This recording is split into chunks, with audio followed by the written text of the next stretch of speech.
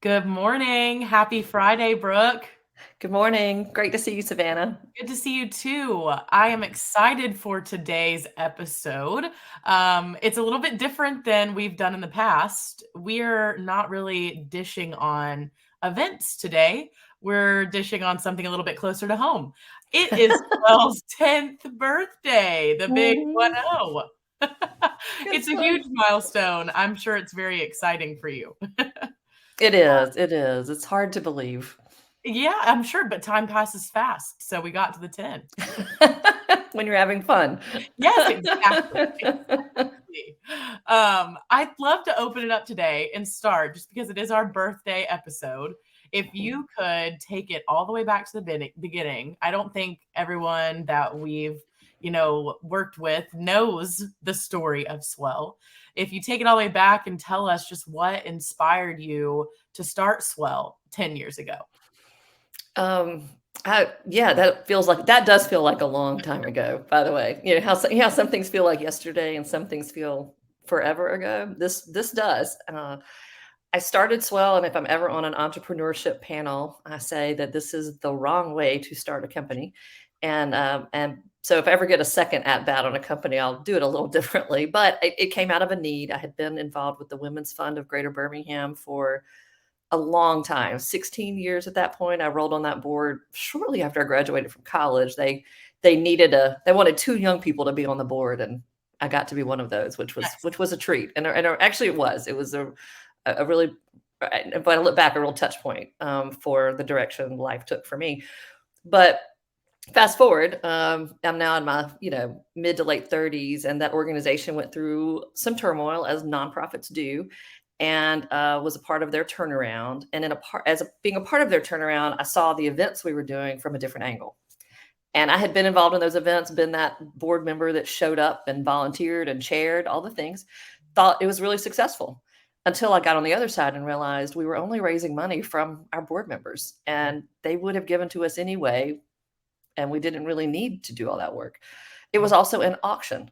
And so to the extent we had other donors coming into the event, we were not retaining them. We were not growing our donor base. And finally, that organization really needed to emerge from its turmoil with a big statement of who they were. A lot of people just didn't know it existed, and we, being the sort of young people, the couple of young people involved at the time, really felt like we wanted to hit our market. We wanted young people to feel connected to this organization. It had an incredible support group, of I don't want to say older, because I'm now in that category of older women, in a really stable group, and we really wanted younger people. And so we came up with this concept called a smart party. And the smart party concept is that you can donate and give from anywhere. It is a live crowdfunding event, and it needed software to run it. And so I called up a programmer and said, "Can you build?" And I described and laid out what we wanted to build. And of course, he said yes. And in hindsight, it gave new definition to the word minimum viable product. I'm really lucky that it worked that first year. We obviously did it for free. It wasn't even a company. It was just to run this event that we wanted to do so badly for the organization. And that evening was electric. We had donations coming in from all over the place. It was live streamed. There was text to give, and it was 2012. And so like I mentioned, like a friend of mine from Minneapolis gave. And I mean, I felt like we had launched a rocket, seeing that. And people just left that event like, what just happened?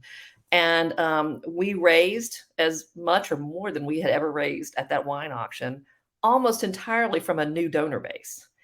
And then the annual fund, just a month later, increased 13%. And it was on donors that had come in through that event. And I knew, and those strategically knew, wow, we did something. And a friend at the time who was an investor in Swell came up to me and said, "You have to do something with this," which I didn't know what that even was. So, but that's how we started. And it was truly out of dedication to a cause. And we may get into this. I realized later that Smart Party events weren't what we do. The original name of our company was Smart Party.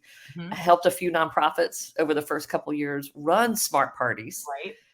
And then we realized that smart parties weren't really that wasn't really the value we brought. It was this concept in the software that could add value to a lot of events like luncheons and dinners and all. And that concept of an event going beyond the venue, that the idea of connecting with people who couldn't be there, that applied to a lot of event concepts, and that smart party is a concept, Swell is software. So but it took a couple of years to figure that out. But Yeah. yeah, that's how we started.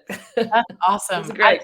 I'd love you to talk a little bit, and you just kind of briefly touched on it, how we went from Smart Party to Swell, and, how we've really changed over the last 10 years from where you began with your virtual and everything in 2012 to where we are now. Yeah. Yeah. If you Google Smart Party Birmingham, you'll see our old logo that was like "Give Smart, Live Smart." So, and it has this martini glass in it, and it's really fun. It was cute, real cute. But I went to a brilliant branding agency here, and I was asking them to redo our website, the Smart Party website, Right. because that was the name of the company. And it still pops up in things. You see it pop up in old documents a lot. And he basically looked back at me and said, "I'll redo your website, but you need to change the name of your company." And I really owe him a lot for being so honest with me and bold. And I appreciate that in a vendor who really puts their best work forward. And we try to do that. We really try to tell people they don't really always listen, but we try to do that, because it created so much value for me. And he came up with the word swell. And it was because of how I talk about what we do. And when I describe what the software is doing, it is like creating a wave. I always talk about how we're trying to, from the moment the first ticket sells, we're trying to create momentum like it's a campaign. So what our clients hear from us is events are campaigns. We talk about events as campaigns a lot. But behind the scenes, what we're talking about is sort of building that momentum, that swell. We want that wave to crest right at the event. Right. But then there's always a tail, and our events raise money after they're over. Yes. And that was that. And so that's where the Swell name and that logo came from, was that idea of it being a wave. And there's actually a beautiful piece of art that's a wave that I can't afford, that I hope one day we can put in the Swell, that I want to put in the Swell offices. It's just a gorgeous piece that one day we'll put it in our offices. Yeah, we will. So I'd love to know, over the 10 years, there's got to be tons of stories, tons of things that you can talk about. But if you could talk about just your proudest achievement that you've had over the last 10 years, it might be hard to pick one, but if you got something that sticks out, I'd love to hear about what that is, just so we can see what your achievement was, what it did for us at Swell. Sure. The proudest achievement, I think, really isn't really about Swell. It's about our clients. I might even get emotional thinking about it. Nothing makes, and we try to be this way as a team, like celebrate our clients' success, but nothing makes me prouder than when a nonprofit raises more so that they can do what they do. Like last Friday, I was in Atlanta, wonderful nonprofit event, and the founder stood up and said, in 2019, we raised $60,000. In 2020, we met Swell Fundraising because of COVID and virtual. We raised $88,000 virtual. We raised 102 in 2021. And tonight we raised 133, our first time back in person. And we're still counting. And by the way, they are already now at almost 140 and have raised $7,000 since the event ended. And that's that Swell. And that hearing somebody say that is just awesome when you've impacted it, because they help women who are going through, not women and men who are going through breast cancer, with transportation and things that ease their burden when they're going through chemotherapy. The same is true of like First Light. It's a Dancing with the Stars event. They've doubled their revenue since licensing Swell. And that goes to homeless women. And I know they're doing good things with that. The Women's Fund of Greater Birmingham has raised millions. It was $100,000 event when we launched Smart Party 10 years ago. And last night that event was a little over 300,000. Last year it was 500,000. Different reasons. It was kind of applied differently last year. They did not decline. They changed some things. I want to be careful about that. But yeah, but yeah, a lot of money going into really good causes, and makes me really proud. Yeah, I definitely think that we see that a lot of the times when people come in. It's definitely not your typical software at Swell. No, it always works. It's crazy. And always is a hard thing to say. But the average increase across our portfolio is 18%. Which is huge. It's huge. Yeah. And I mean, I remember one time the YWCA of Central Alabama, the first time we did their luncheon 6 years ago, it increased their revenue 45%. And so much so that I called the programmer to make sure it was counting correctly. Because I thought, oh my gosh, it's double counting, and I'm going to have to tell our client that we had a glitch, and it didn't. But instead, you go tell them, hey, look at how much. Instead, it was no, this is real, and so that's how quickly the donations were coming in during that event. I just thought it couldn't be right, and it was right. So yeah, maybe I shouldn't show that to everybody, but I'm always questioning everything. Yeah. So yeah, it was right, and it actually permanently reset the fundraising bar for that event. The current staff doesn't even know what it used to raise. That's crazy. That's crazy. It is crazy to think about. Yeah. Well, I'm so glad that we're able to make a difference for nonprofits, and I'd love to know, again, so many different things here, but if you have a most memorable moment over the last 10 years, what would that be? Most memorable moment over the last 10 years. There are a lot of good memories and bad.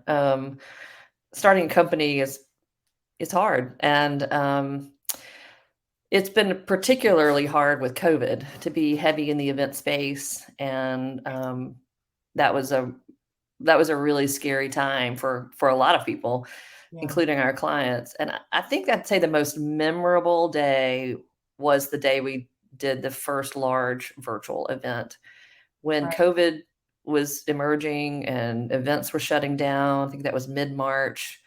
We had people with events that night that were canceling that night, a big 1,000-person event that was 2 days away, canceling. And it was just a weird time.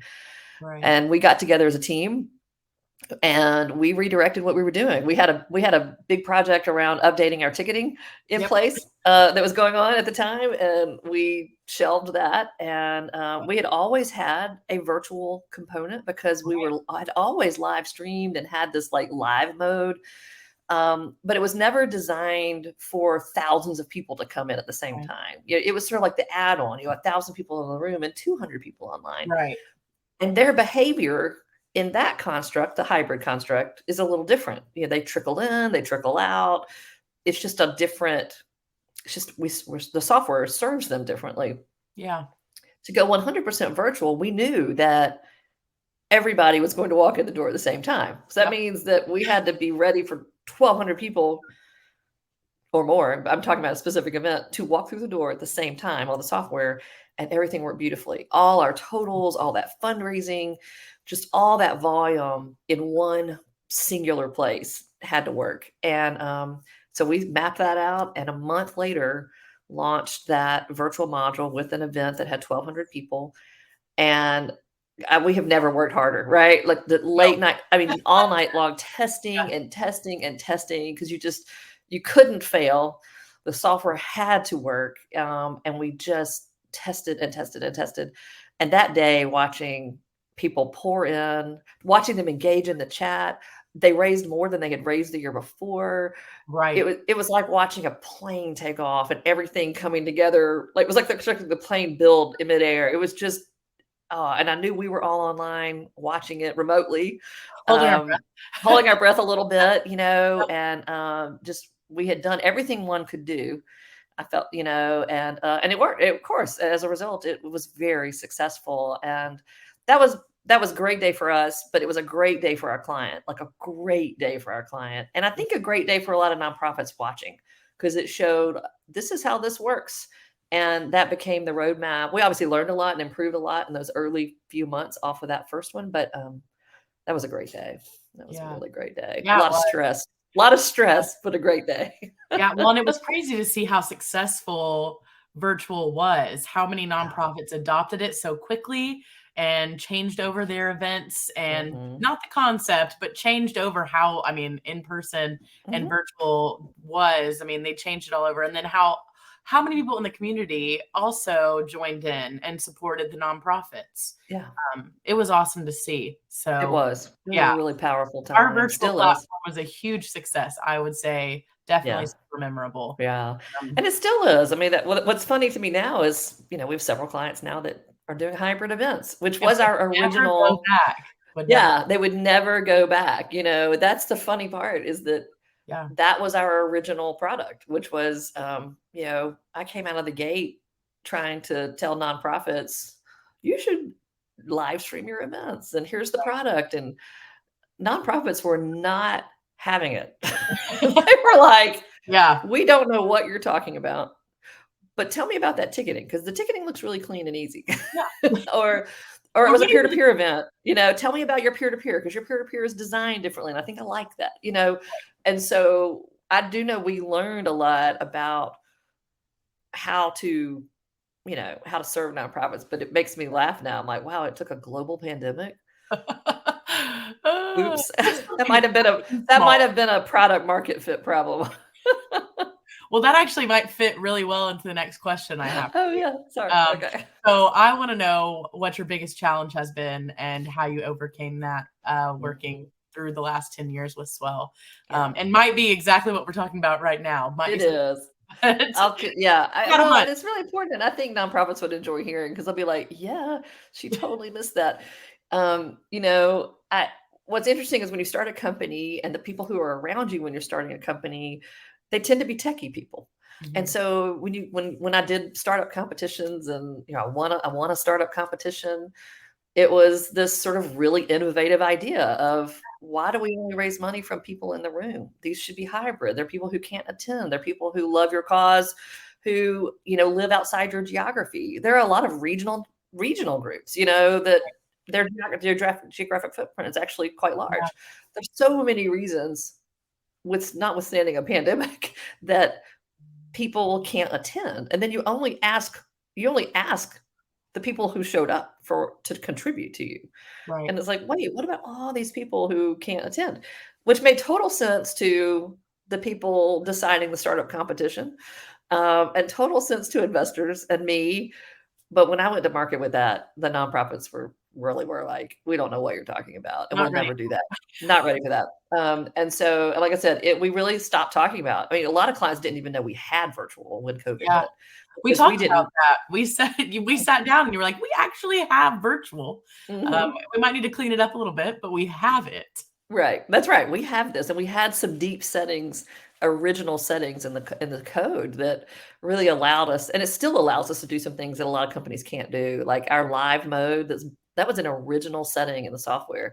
We've always had a virtual guest and a physical guest, which we were able to build on with this. We've got a better ticketing model now than what we had 10 years ago, but it gave us this foundation for having a true hybrid platform pretty quickly. And so, but yeah, product market fit was hard. And the hardest thing to do, and I would say this of anybody who's got an idea, is to realize that your idea isn't a good one. Maybe it's a good one, but that your market does not agree with you. And so Right, then to take a hard step back and to think, well, what do we do? What we know it's working, because we have all these results. right, What is it doing? And how do we articulate that to nonprofits in a way that makes sense, that isn't all this technology? And so we recalibrated and started really leaning into that seamless, frictionless, ticketing, the idea of an event website having some characteristics of an online campaign, and yeah, things that really invited that pre-event and post-event giving into an event. And that nonprofits really understood. It still wasn't necessarily a problem they were trying to solve, but it was a much easier kind of sell than you should be hybrid. So, right. yeah, product market fit was definitely one of the harder, and just figuring out how to gain trust as a software company. There is a lot of distrust of software companies Yeah. rightfully. And so if you're coming at it from a really transparent, trusting angle, it's hard to realize that, I've told the story before, and it's okay if they're listening. There's a nonprofit that I had volunteered for all through high school and loved. And I was going home for Thanksgiving a few days early, and I thought, I'll go meet with them. They actually have an event that fits the software really well. Right. And I reached out and said, I'm coming home for Thanksgiving, and I'd love to meet with you and show you this. I was on your website. I saw this.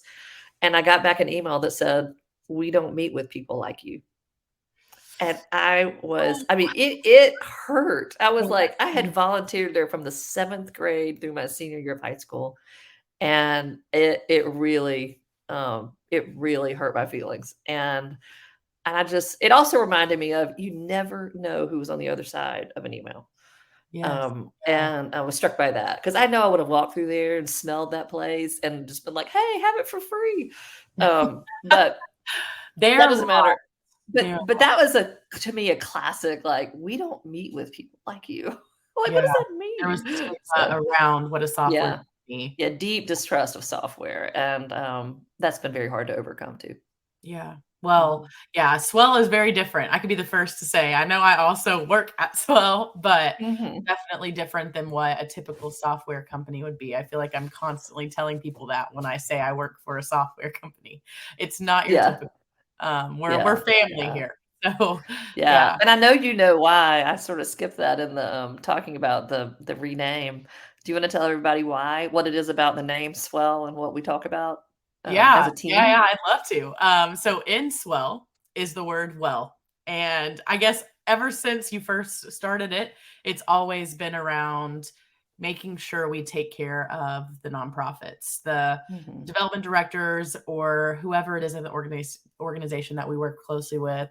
They have to wear many hats. They're very stressed in trying to make sure that everything runs perfectly for their events, and the volunteers are right and the catering is right. So there's all these different things that they have to make sure are correct, on top of other things they're having to do at the organization that's not related to that event happening right then. So we want to make sure we're taking care of them. So we focus on wellness, which is nice because it is in the word Swell. So it all connects right there with the name and everything that we kind of do and stand behind to make sure that the people we work closely with are taken care of. Yep, that's great. That's it. Yeah, I hit it right there. You did. Nailed it. Great job. I've been here a little while, so it helps. That's true. Yeah. I'd love to close this out with just one more question. If you could tell us something that you've learned over the last 10 years, whether it be something that could help a nonprofit, someone that is trying to, as a woman, start their own company, whatever piece of advice or whatever thing that you have learned that you want to share with us today, I'd love to hear it. Which could also be a hard question. No, I was thinking, I think I would just say, just keep going.